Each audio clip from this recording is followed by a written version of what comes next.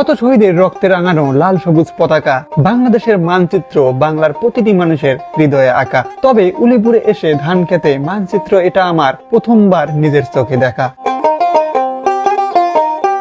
কুড়িগ্রাম জেলার উলিপুর উপজেলার প্রত্যন্ত গ্রাম নাওডাঙ্গা। সেই গ্রামের বাসিন্দা জাফর সাদিক পেশায় একজন স্কুল শিক্ষক। তবে প্রতি বছর জমি বর্গা নিয়ে কৃষি কাজ করেন তিনি। এবারও জমি বর্গা নিয়েছেন আর ধান খেতে ধানের চারায় এঁকেছেন বাংলাদেশের মানচিত্র।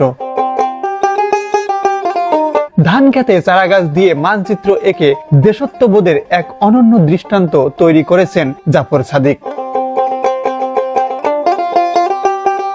জাফর সাদিক উলিপুর মডেল সরকারি প্রাথমিক বিদ্যালয়ের সহকারী শিক্ষক হিসেবে কর্মরত আছেন।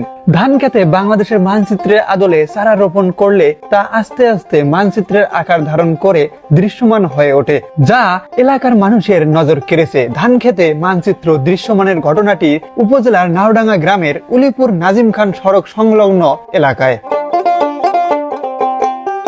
4 এপ্রিল রোজ শুক্রবার সকালে ওই গ্রামে গিয়ে কথা হয় স্কুল শিক্ষক জাফর সাদিকের সাথে। তিনি জানান, কৃষি আমার পেশা না হলেও আমি প্রতি বছর নিজস্ব এবং জমি বর্গা নিয়ে চাষাবাদ করি। চলতি মৌসুমে 1 একর 50 শতক জমিতে বিরি 108 জাতের ধানের চারা রোপণ করেছি। বেগুনি জাতের চারা দিয়ে মানচিত্র ফুটে তোলার চেষ্টা করেছি। স্কুল জীবন থেকে দেশের স্বাধীনতা, দেশের মানুষের প্রতি একটা মায়া সম্মান অনুভব করি। এই অনুভূতি থেকে প্রতি বছর ধান খেতে মুক্তিযুদ্ধ মানচিত্র ফুটে তোলার চেষ্টা করি, যা দেখে প্রতিটি মানুষ, বিশেষ করে স্কুল কলেজের শিক্ষার্থীরা অনুপ্রাণিত হয়ে দেশপ্রেমে উদ্বুদ্ধ হতে পারে। আসসালামু আলাইকুম। আমি জাফর সাদিক, পেশাগতভাবে একজন চাকরিজীবী হলেও কৃষি হচ্ছে আমার নেশা। আর কৃষিকাজ যেহেতু গ্রামীণ জীবনে আমার বসবাস, এই জন্য আমাকে একজন কৃষক হিসেবে কৃষিকাজ করতে হয়। আর এই কৃষিকাজ করতে গিয়ে আমাকে মাঝে কিছু ব্যতিক্রম ধর্মী কিছু করার প্রয়াস থাকে।